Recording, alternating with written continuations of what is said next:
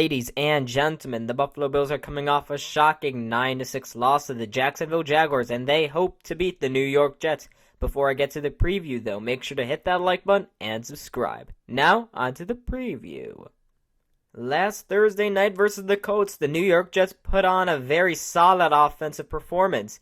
Mike White played QB for a little bit, but for most of the night, it was journeyman Josh Johnson. Since Mike White is very likely to start this weekend, I'll talk about him a little bit more. In the one series he did play, he was very sharp, going 7 for 11 for 95 yards and getting a touchdown pass.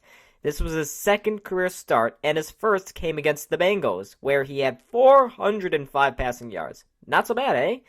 Against the Colts, their feature wideout was wide receiver Elijah Moore, who hauled in 7 catches for 84 yards. Their leading rusher on the ground for the night was Michael Carter, who had 13 carries for 49 yards. This offense will look to keep their offensive prowess going against the undisciplined Bills defense. While they weren't the worst for the Bills in that shocking game, which we will not name, they weren't the best unit either. Untimely penalties hurt this unit. However, on the stat sheet, it didn't factor too much into the final result. The Jags were able to score only 9 points, and Trevor Lawrence was held to just 118 passing yards. Mario Addison, Tre'Davious White, and A.J. Epinesa were each credited with a sack in the game.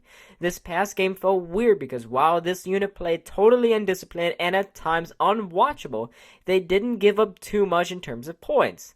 Just 218 yards of total offense given up and only 3.8 yards per play for an anemic Jaguars offense.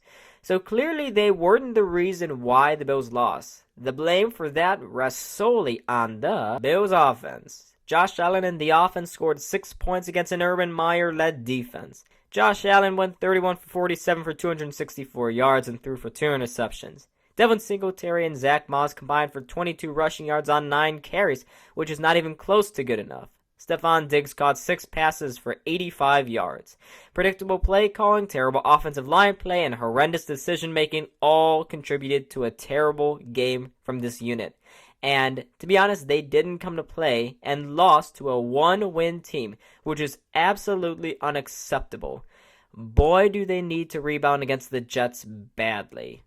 Speaking of the Jets defense, they are a unit that did not show up as well for their last game. They gave up 532 total yards to the Colts, 272 of which came through the air.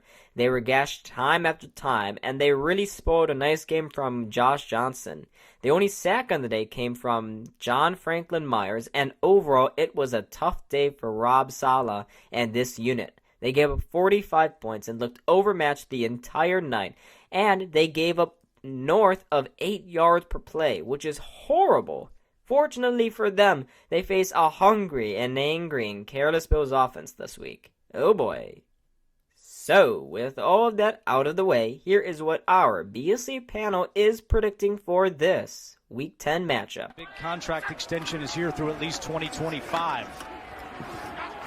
Allen has all day. End zone touchdown. Too easy for the Bills.